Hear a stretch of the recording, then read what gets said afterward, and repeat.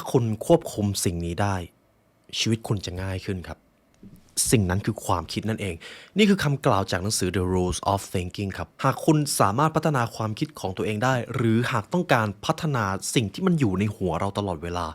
เราต้องรู้อะไรบ้างคุณริชาร์ดเทมพลาร์ครับผู้เขียนหนังสือท่านนี้เขาได้รวบรวม100กว่ากฎครับในการคิดหากคุณ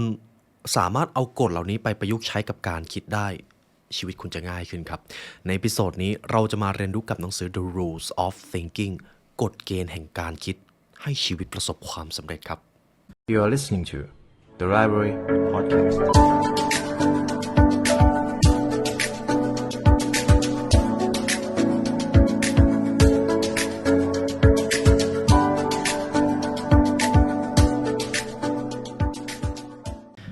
เส้นทางพิชิตความสำเร็จสู่การเป็นผู้ชนะของชีวิต The Path of Life Victory งานอีเวนต์ครั้งแรกจาก The Library Learn ที่จะทำให้ทุกท่านได้มาเรียนรู้และค้นหาความสำเร็จของชีวิตไม่ว่าทุกท่านจะมีนิยามความสำเร็จเป็นเรื่องอะไร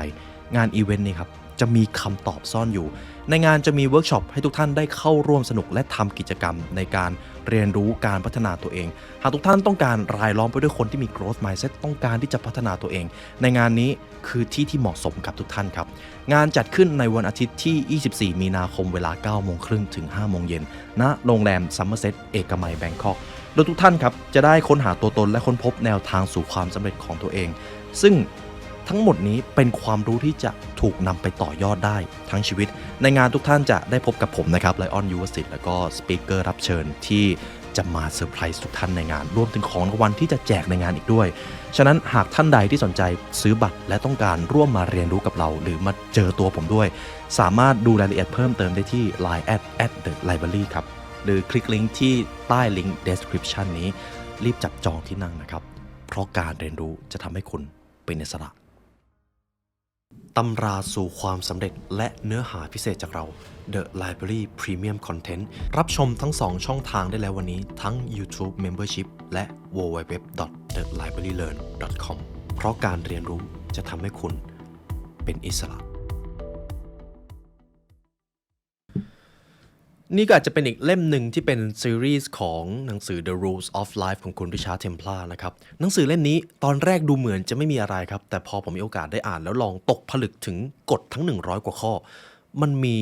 กฎเกณฑ์บางอย่างซ่อนอยู่ซึ่งมันเป็นสิ่งที่ลึกซึ้งมากมันอาจจะเป็นปรัชญาชีวิตเลยก็ว่าได้ผมได้สรุปออกมาเป็น4เฟสนะครับเพราะในการคิดมันก็จะเกี่ยวโยงกับทุกมิติของชีวิตการทำงานความสำเร็จความสัมพันธ์หรือแม้แต่ชีวิตประจำวันเราพึ่งพาสิ่งนี้ตลอดเวลามาดูกันว่ากฎแห่งการคิดที่คุณริชาร์ดเทมพลาร์ได้เรียบเรียงลงไปในหนังสือมีอะไรบ้างมาเริ่มที่เฟสที่1เลยครับเฟส number 1ครับ think for yourself คิดเพื่อตัวเองครับเพื่อตัวเองก่อนอาจจะเกี่ยวกับเรื่องของคุณจะต้องเข้าใจตัวเองก่อนไม่อย่างนั้นคุณจะไม่สามารถเข้าใจโลกภายนอกได้เลยมาเริ่มที่ข้อที่1 avoid echo chamber confirmation bias หลีกเลี่ยงอคติยืนยันทางความคิดของตัวท่านเองครับผมว่าข้อนี้เป็นอีกสิ่งหนึ่งที่เราจะมาทำความเข้าใจกันก่อนเลยคือ confirmation bias ในภาษาไทยก็คืออคติยืนยันครับนี่คือ bias หรืออคติที่อยู่ติดตัวเรามานานมากอคติยืนยันคืออะไรสมมุตินะครับผมเห็นแล้วว่าวันนี้เป็นวันที่ไม่ดีผมก็จะมองโลกในมุมมองที่ไม่ดีไปหมดเลยแต่หากวันนี้เป็นวันที่ดีสำหรับผมก็จะมองว่าวันนี้ช่างเป็นวันที่ดีเหลือเกินเหตุการณ์ต่างๆมันจะต้องเกิดมาเพื่อเราแน่เลยนั่นคืออคติยืนยันส่วนหนึ่งมันดูเหมือนจะไม่มีอะไรครับแต่คุณผู้ฟังลองดูดีๆโดยเฉพาะในโลกโซเชียลมีเดียอัลกอริทึมครับเมื่อใดก็ตามที่คนคนหนึ่งเสพหรือดูแต่สิ่งที่ตัวเองสนใจเพียงเดียวโดยที่ไม่ได้มองอีกด้านหนึ่งเลยปัญหามันจะเกิดในทันทีมันเปรียบเสมือนการมองโลกข้างเดียวครับเพราะเจ้าอคติยืนยันทางความคิดครับเมื่อมันอยู่กับตัวเราไปเรื่อยๆในท้ายที่สุดมันก็จะกลายเป็นความเชื่อถึงแม้ว่าความเชื่อเหล่านั้นหากมองดูตามบริบทของโลกบางความเชื่อมันไม่สมเหตุสมผลเลยครับแต่สิ่งที่เป็นเหตุผลว่าทำไมพวกเขายังเชื่อในสิ่งที่มันผิดๆอยู่คือเจ้าสิ่งนี้เลยครับทุกวันนี้โลกาภิวัตน์ก็เกิดมาเยอะแล้วก็เกิดขึ้นอย่างรวดเร็วใช่ไหมครับมีการพัฒนานวัตกรรมเทคโนโลยีต่างๆแต่ในโลกนี้มันก็ยังมีความเชื่อบางอย่างที่มันล้าหลังแล้วมันก็ควรเปลี่ยนได้แล้วสิ่งนี้เราจะมาเริ่มที่ตัวเราเองก่อนคุณผู้ฟังคิดว่ามีความเชื่ออะไรบ้างที่คุณเชื่อโดยที่ไม่รู้เลยว่าเหตุผลแท้จริงหรือที่มาที่ไปของมันคืออะไร หากเป็นแบบนั้นลองดูข้อนี้ครับระวังอคติยืนยันทางความคิดข้อที่2ครับ be aware self interest ใส่ใจจุดยืนและเรียนรู้ที่จะเคารพตัวเองข้อนี้เป็นความคิดที่สำคัญมากไม่ว่าคุณจะเป็นคนที่เก่งหรือเป็นคนที่มีความเชี่ยวชาญขนาดไหนแต่ถ้าคุณไม่มีสิ่งนี้ทุกสิ่งที่คุณทำมันจะเกิดขึ้นแบบครึ่งๆกลางๆครับสิ่งนั้นคือการเคารพตัวเอง self esteem ผมว่าสิ่งนี้มันเป็นสิ่งที่จับต้องไม่ได้แต่มันมีความสำคัญมากหากคุณไม่มีความเคารพตัวเองผู้คนรอบตัวคุณจะไม่เคารพคุณด้วยครับคำถามก็คือแล้วไอ้เจ้าที่มาที่ไปของ self esteem หรือการเคารพตัวเองมาจากไหนมันก็มาจากความคิดครับสิ่งนี้เป็นสิ่งที่ต้องฝึกฝนแล้วมองข้ามไม่ได้เลยโดยเฉพาะเรื่องของการเคารพตัวเองเขาบอกเอาไว้แบบนี้เลยครับคุณต้องเรียนรู้ที่จะใส่ใจจุดยืนหรือความสนใจของตัวเองอะไรก็ตามที่คุณรู้สึกว่าไม่สมเหตุสมผลฝึกครับฝึกที่จะแสดงความคิดเห็นออกไปบ้างหรือหากคุณมีบางสิ่งบางอย่างที่รู้แล้วว่านี่คือสิ่งที่คุณต้องการเรียนรู้ที่จะสื่อสารความต้องการของคุณออกมาอย่าไหลครับอย่าไหลไปตามกระแสอย่าเชื่อตามคนส่วนใหญ่เดี๋ยวตรงนี้จะมีอธิบายเพิ่มในภายหลังแต่ตรงนี้สำคัญมาก be aware self interest ใส่ใจในสิ่งที่คุณสนใจแสดงจุดยืนในสิ่งที่คุณมองว่ามันคือคุณธรรมของคุณหรือสื่อสารความต้องการและความปรารถนาของคุณออกมาให้ผู้อื่นเข้าใจให้ได้และเดี๋ยวความเคารพตัวเองมันจะตามมาในภายหลังอย่างที่3 don't be gullible อย่าหลงเชื่อกับการโน้มน้าวเร็วนักครับข้อนี้พูดง่ายๆนะครับอย่าหลงเชื่อคำพูดครับใช่ครับอย่าเชื่อเพียงเพราะว่าผมเป็นคนพูดด้วยผมว่าข้อนี้มันเป็นอะไรที่ผมมีโอกาสได้เจอจากงานวิจัยหนึ่งนะครับคำพูดมีอิทธิพลสูงมากเดี๋ยวผมจะเอาตัวอย่างมาทดสอบคุณผู้ฟังเชื่อหรือเปล่าครับหากเปรียบเทียบบุหรี่กับสแน็คบาร์บุหรี่ที่เรามองว่ามันเป็นอันตรายต่อสุขภาพแต่ถ้าหากเอามาเทียบกับสแน็คบาร์ที่อุดมไปด้วยน้ำตาลเจ้าสแน็คบาร์นั้นทำลายชีวิตคนมามากกว่าอีกด้วยน้ำตาลของมันทำให้คนเป็นเบาหวานแต่สิ่งที่มันได้เปรียบก็คือมันเป็นสิ่งที่คนมองว่าไม่ใช่สิ่งอันตรายแต่ทุกท่านครับสิ่งที่ผมพูดเมื่อกี้คือเรื่องโกหกครับมันไม่ใช่เรื่องจริงเลยผมแต่งขึ้นแต่ทุกท่านเชื่อหรือเปล่าว่าเมื่อสักครู่นี้มีคน 50% กำลังเชื่อในสิ่งที่ผมพูดนี่คือพลังของคำพูดครับพลังของคำพูดมันเป็นอะไรที่ทรงพลังมากฉะนั้น don't be gullible อย่าหลงเชื่อกับการโน้มน้าวเร็วมากเกินไปอะไรที่คุณเห็นบ่อยๆได้ยินบ่อยๆก็ใช่ว่าคุณจำเป็นจะต้องมองว่ามันเป็นความจริงนั่นแหละครับคือ gullible bias เป็นอะไรที่ผมอยากให้คุณผู้ฟังทำความเข้าใจกับสิ่งนี้เอาละครับผมจบเฟสที่1นะครับเป็นเรื่องของการ think for yourself ฝึกฝนความคิดจากตัวคุณเองก่อนข้อที่2คือ resilient thinking ครับอันนี้จะเป็นเฟสที่2คำว่า resilience ในที่นี้ก็คือการล้มแล้วลุกไม่ยอมแพ้การที่คุณจะยอมแพ้ในชีวิตหรือไม่จุดเริ่มต้นทั้งหมดมันมาจากความคิดครับผมจำได้ว่าตอนที่ผมอยู่ในหน่วยรบพิเศษนะครับตอนนั้นฝึกอยู่ก็คือสิ่งที่มันน่ากลัวมากเลยคือความเบื่อไม่ใช่ความเจ็บปวดไม่ใช่ความเหนื่อยแต่มันเป็นความเบื่อพอลองมาวิเคราะห์ดีๆความเบื่อที่มันเกิดขึ้นในช่วงเวลานั้นมันมักจะมากับความคิดที่มันตีกันไปมั่วเลยว่าเรามาทำอะไรที่นี่ทำไมเราจะต้องทนกับความเบื่ออะไรแบบนี้ด้วยสุดท้ายครับเจ้าความคิดนั้นพอมันขาดความอึดหรือความมี resilience การที่จะทำอะไรให้มันสำเร็จต่อจากนั้นมันจะยากขึ้นเป็นเท่าตัวเลยครับฉะนั้นการฝึกฝน resilience thinking เป็นอะไรที่จำเป็นมากมันคือการฝึกกริดนั่นเองข้อที่1 know who you are จงรู้จักและเรียนรู้ตัวเองครับคำว่ารู้จักตัวเองหรือว่า self awareness ผมเชื่อว่าคุณผู้ฟังไม่ได้ยินครั้งนี้เป็นครั้งแรกแน่นอนการรู้จักตัวเองคืออะไรทำไมมันสำคัญเหลือเกินและมันถูกพูดถึงบ่อยมากการรู้จักตัวเองก็คือการเข้าใจว่านิยามความสำเร็จของเราคืออะไรชีวิตที่เราใช้อยู่ตอนนี้เป็นชีวิตที่เต็มไปด้วยความเข้าใจหรือเราต้องการพิสูจน์ตัวตนให้คนอื่นยอมรับสิ่งที่เราต้องการในตอนนี้ใช่สิ่งที่ตัวเราปรารถนาจริงๆหรือเป็นสิ่งที่คนอื่นอยากให้เราต้องการมันคือการรู้จักตัวเองครับถ้าคุณไม่รู้ว่าคุณต้องการอะไรคุณคิดว่าตัวตนที่ดีที่สุดของคุณเป็นแบบไหนคุณตอบไม่ได้มันจะส่งผลเสียมากเพราะมันเป็นภาพสะท้อนว่าคุณอาจจะยังไม่รู้จักตัวเองมากพอตรงกันข้ามหากคุณผู้ฟังพยายามเรียนรู้และค้นหาประสบการณ์ใหม่ๆไปพยายามทำอะไรที่ดึงศักยภาพตัวเองออกมามากขึ้นคุณจะรู้จักตัวเองและเมื่อคุณรู้จักตัวเองมากขึ้นทุกการกระทำต่อจากนั้นมันจะเต็มไปด้วยความมั่นใจครับคุณจะไม่ทำอะไรครึ่งๆกลาง นี่คือความสำคัญของการรู้จักตัวเอง ข้อที่ 2 seek out support ขอความช่วยเหลือบ้างในช่วงเวลาที่คุณกำลังเจอวิกฤต ผมชอบประโยคนึงที่เขาบอกไว้ก็คือการขอความช่วยเหลือไม่ใช่การยอมแพ้แต่การขอความช่วยเหลือคือการที่คุณพยายามประกาศออกไปว่าเพราะคุณไม่ยอมแพ้นี่แหละคุณเลยต้องการการสนับสนุนจากผู้อื่นเพื่อที่จะทำให้มันสำเร็จ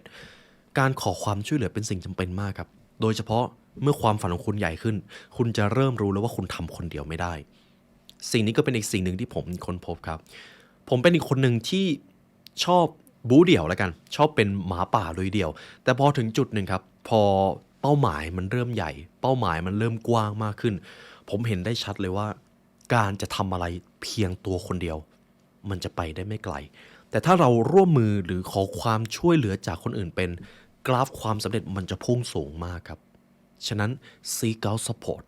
ขอความช่วยเหลือจากผู้อื่นให้เป็นครับข้อที่ 3 stress is optional ความเครียดคือตัวเลือกครับไม่ว่าสถานการณ์ที่คุณจะเจอเป็นอุปสรรคที่มันใหญ่หรือเป็นวิกฤตขนาดไหนคุณสามารถเลือกได้ว่าจะเครียดหรือไม่เครียดคุณจะพูดกับตัวเองว่าทำไมเรื่องนี้มันจะต้องเกิดขึ้นกับคุณจะแก้ปัญหานี้อย่างไรคุณสามารถเลือกได้2 ทางครับ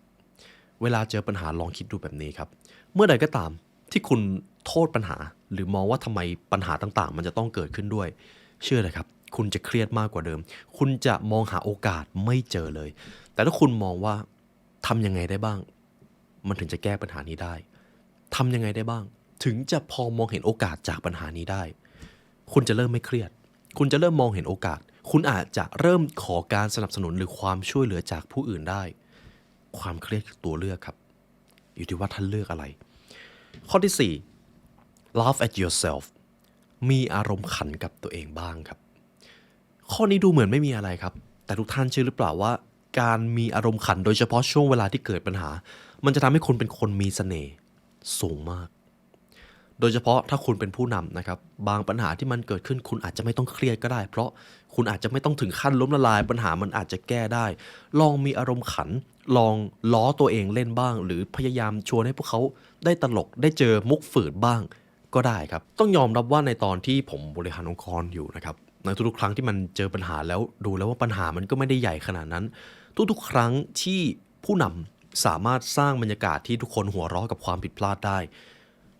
ทุกคนจะรู้สึกสบายใจครับพอพวกเขารู้สึกสบายใจเขาก็จะกล้าคิดกล้าทำมากขึ้นเขารู้แล้วว่าเวลาเขาทำผิดเขาจะได้รับโอกาสให้แก้ไขนั่นแหละครับความเป็นทีมมันก็จะเกิดขึ้นนั่นเองนี่คือ resilience thinking ครับต่อไปจะเป็นเฟสที่ 3ผมว่าเฟสนี้น่าสนใจมาก critical thinking ครับการคิดเชิงวิพากษ์พูดง่ายๆก็คือการคิดที่มีกระบวนการแบบซับซ้อนนิดนึงการคิดที่วิเคราะห์เชื่อมโยงกันคุณผู้ฟังยังจำตอนสอบแกดแพดได้ไหมครับทุกวันนี้อาจจะไม่มีแล้วสอบแกดเชื่อมโยงเหตุการณ์นี้มาเชื่อมโยงกับเหตุการณ์นี้เหตุการณ์นี้ก็ไปเชื่อมโยงกับผลลัพธ์นั้นซึ่งหากดูแล้วมันเหมือนจะไม่เกี่ยวกันแต่มันเกี่ยวกันนั่นแหละครับคือ critical thinking การคิดวิเคราะห์นั่นเองผมจะให้คุณผู้ฟังลองเห็นตัวอย่างนี้ก่อนข้อที่ 1 stand back and take in the field ออกห่างจากเหตุการณ์และสังเกตพร้อมวิเคราะห์ครับคุณผู้ฟังเชื่อหรือเปล่าครับว่าเจ้า critical thinking นี้ไม่ว่าคุณจะไปสมัครงานในบริษัทไหนก็ตามคุณจะถูกทดสอบแล้วมันจำเป็นมากผมจะยกตัวอย่างจากข้อนี้ผมมักจะชวนทีมงานครับไปดูอากาศข้างนอกออฟฟิศแล้วก็ถามเลยว่าเนี่ยวันนี้อากาศจะเป็นอย่างไรบ้างจะมีกฎอยู่ข้อเดียวห้ามเปิดโทรศัพท์ดูให้วิเคราะห์จากภาพที่เห็นอยู่ตรงนั้นผมก็จะเป็นคนเริ่มก่อนครับผมจำได้ว่าในตอนนั้นก็คือบรรยากาศมันก็จะเริ่มขมุกขมัวผมเริ่มดูนาฬิกาช่วงนี้เป็นเดือนกุมภาพันธ์เป็นช่วงต้นปีช่วงต้นปีเมื่อก่อนมันอาจจะเป็นหน้าหนาวแต่ทำไมทุกวันนี้มันไม่ค่อยหนาวแดดออกช้านั่นหมายความว่าสภาวะโลกร้อนมันกำลังเกิดขึ้นอยู่หรือเปล่ารวมไปถึงตอนนี้อากาศก็รู้สึกอับชื้นแต่จริงๆมันไม่ใช่หน้าฝนฉะนั้นวันนี้มันอาจจะมีโอกาสที่ฝนจะตกหรือดูท้องฟ้าแล้วท้องฟ้าก็มีเมฆเล็กน้อยแต่ไม่ได้เกาะกันเป็นกลุ่มใหญ่แต่ในช่วงเช้าที่ผมสังเกตเห็นก็มีหมอกอยู่บริเวณข้างล่างทำให้ไอน้ำมันเริ่มเกาะตัวผมก็เลยลองทายดูว่าวันนี้อาจจะมีฝนตกแต่อาจจะไม่ได้แรงมากส่วนช่วงบ่ายก็จะมีแดดออกตามปกติทุกท่านครับ สิ่งที่ผมพูดไปเมื่อกี้ไม่ว่ามันจะถูกหรือผิดผลลัพธ์มันไม่ได้สำคัญแต่สิ่งที่มันสำคัญคือกระบวนการที่ผมคิดเมื่อกี้ครับหากเราสามารถฝึกกระบวนการคิดนี้ได้โดยไม่ต้องเอะอะก็พึ่ง Google เอะอะก็พึ่งโทรศัพท์ไปอย่างเดียว critical thinking ของคุณจะเพิ่มขึ้นมาเยอะมากคุณอาจจะเริ่มมองเห็นโอกาสหรือจุดสังเกตเล็กๆน้อยๆครับคุณจะเป็นคนช่างสังเกตมากขึ้นถ้าคุณฝึกสิ่งนี้นั่นเองลองเอาไปฝึกดูครับทุกๆครั้งเวลาที่เจอประสบการณ์อะไรก็ตามสมมุตินะครับรถติดก็ลองถามดูทำไมรถติดแล้วทำไมจะต้องติดช่วงเวลานี้ผมจะยกตัวอย่างอีกตัวอย่างหนึ่งครับอันนี้เป็นตัวอย่างคลาสสิกที่ผมจะพูดบ่อยความรู้กับอิสรภาพในชีวิตหรือความสำเร็จมันเกี่ยวอะไรกันขนาดนั้นผมจะลองวิเคราะห์ให้คุณผู้ฟังพอเรามีความรู้มากขึ้นแสดงว่าหากเป็นความรู้ที่ถูกต้องคนคนนั้นอาจจะกล้าคิดกล้าทำมากขึ้นแล้วมันจะต้องเป็นความรู้แบบไหนที่เป็นความรู้ที่ถูกต้องมันจะต้องเป็นความรู้ที่คนคนนั้นอยากที่จะเรียนรู้และเขาเชื่อว่ามันสามารถเอาไปปรับใช้กับชีวิตของตัวเองได้หากเป็นความรู้ที่เขารู้ว่าไม่สามารถเอาไปใช้ในชีวิตจริงเขาก็ไม่อยากเรียนรู้ฉะนั้นมันจะต้องเป็นความรู้เกี่ยวกับการพัฒนาตัวเองแน่เลยผมก็เริ่มคิดต่อแล้วความรู้ของการพัฒนาตัวเองหาได้จากไหนบ้างหนังสือบทเรียนจากคนที่เขาประสบความสำเร็จเขาอาจจะเรียกว่าผ่านน้ำร้อนมาก่อนแล้วหากผมเอาบทเรียนเหล่านั้นมาให้คุณผู้ฟังก็น่าจะสามารถมีความรู้ที่ทำให้คุณกล้าคิดกล้าทำมากขึ้นหากคุณมีความรู้ที่กล้าคิดกล้าทำมากขึ้นคุณจะมีความมั่นใจในการใช้ชีวิตคุณจะกล้าฝันใหญ่มากขึ้นและเมื่อคุณกล้าฝันความสำเร็จมันก็อาจจะตามมาก็ได้ถ้าคุณมีความรู้มีการกระทำด้วยวินัยที่ถูกต้องเห็นไหมครับนี่คือกระบวนการคิดวิเคราะห์ที่เอามาเชื่อมโยงกันวิเคราะห์ดูอันนี้จะเป็นภาพคร่าวๆครับแต่จริงๆแล้วมันมีอะไรที่ซับซ้อนมากกว่านั้นแต่จุดที่สำคัญก็คือสังเกตคิดแล้ววิเคราะห์ดูครับไม่จำเป็นจะต้องสนใจว่าสิ่งที่คุณตอบผลลัพธ์ออกมามันจะถูกต้องหรือผิดไม่จำเป็นครับดูที่กระบวนการนั่นเองอันนี้คือข้อที่1ของ critical thinking นะครับยาวนิดนึงครับแต่มันเป็นเรื่องที่สำคัญมากจริงๆข้อที่2 don't trust statistic อย่าเชื่อตัวเลขหรือสถิติมากเกินไปครับไม่ใช่ว่าไม่เชื่อนะครับแต่อย่าเชื่อเพียงเพราะว่ามันเป็นสถิติเพราะครับหลายครั้งสถิติสำรวจแค่คนกลุ่มหนึ่งแต่ในความจริงคนบนโลกนี้โอ้โหมีหลายร้อยหลายล้านกลุ่มใช่ไหมครับ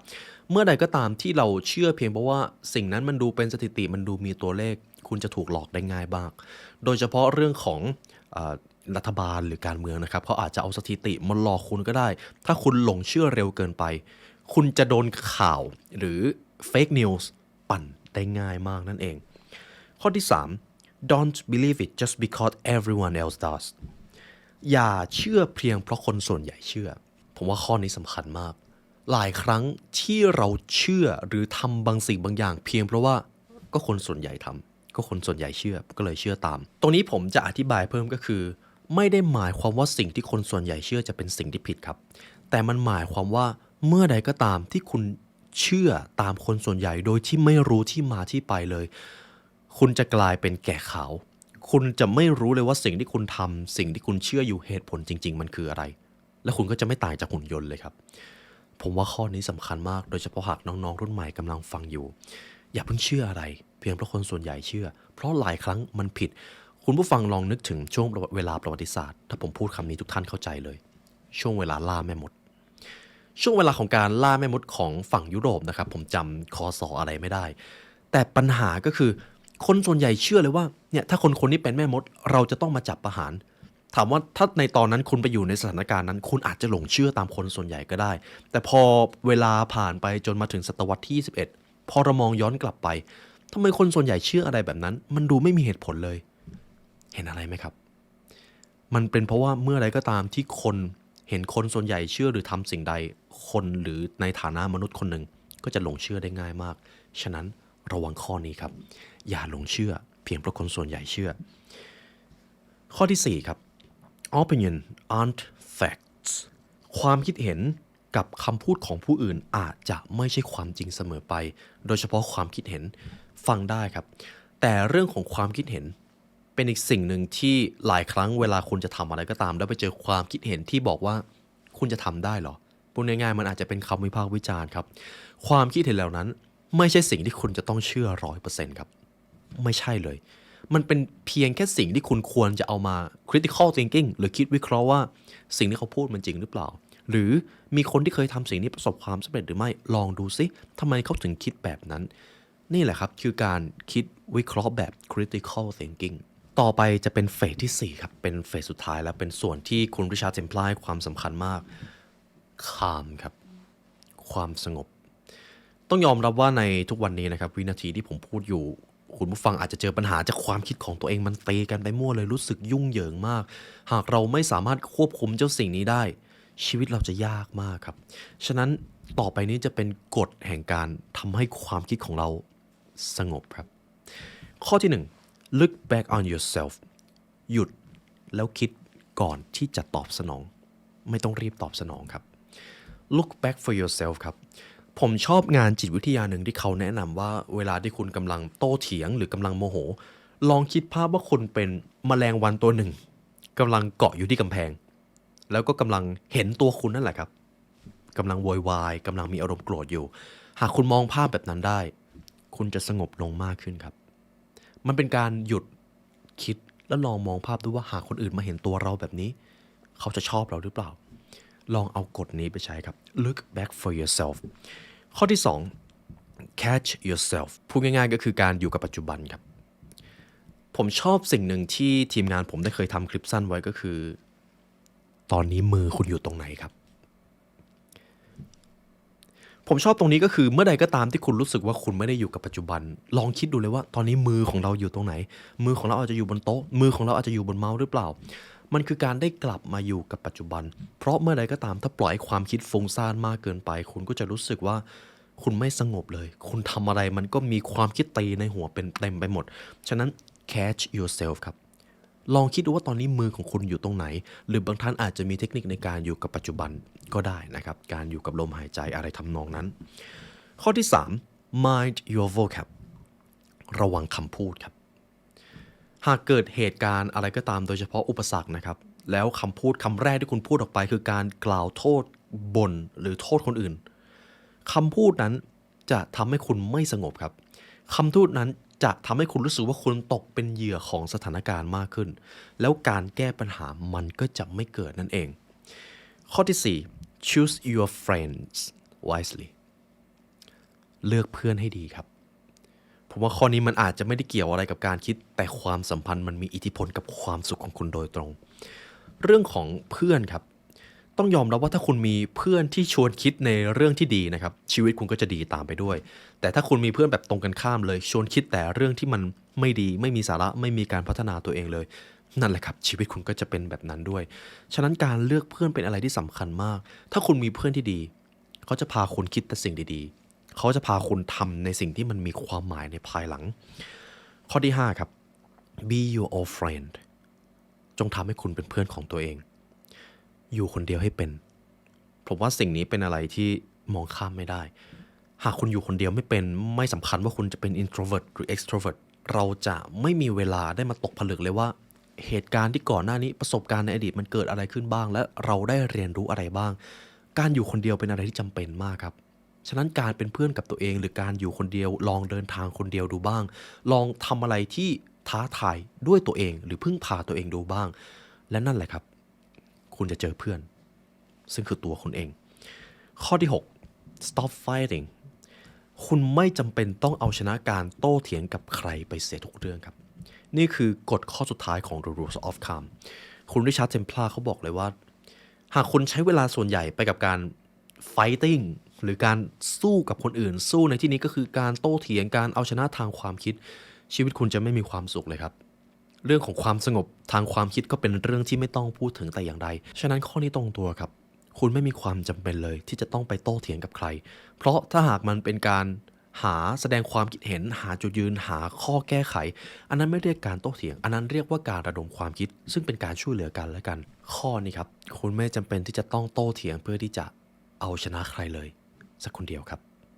คุณแค่เป็นเพื่อนกับตัวเองได้คุณแค่รู้ว่าจุดยืนของคุณที่แท้จริงคืออะไรเมื่อคุณแสดงจุดยืนออกไปแล้วเท่านั้นก็เพียงพอแล้วครับนี่ก็เป็นบทเรียนจากหนังสือ The Rules of Thinking จากคุณริชาร์ด เทมพลาร์คาดว่าอาจจะเป็น หนังสือเล่มท้ายๆแล้วนะครับที่ผมจะนำมาจากผู้เขียนท่านนี้ผมจำได้ว่าทำมาตั้งแต่ The Rules of Life The Rule of Wealth และแน่นอนครับหากคุณผู้ฟังมาถึงตรงนี้ตัวผมก็ขอบคุณและเป็นเกียรติมากที่ได้มาเรียนรู้ด้วยกันในวันนี้ได้เวลาอันสมควรแล้วครับทีมงาน The Library และผมขอลาไปก่อนขอให้วันนี้เป็นวันที่ยอดเยี่ยมของทุกท่านครับสวัสดีครับ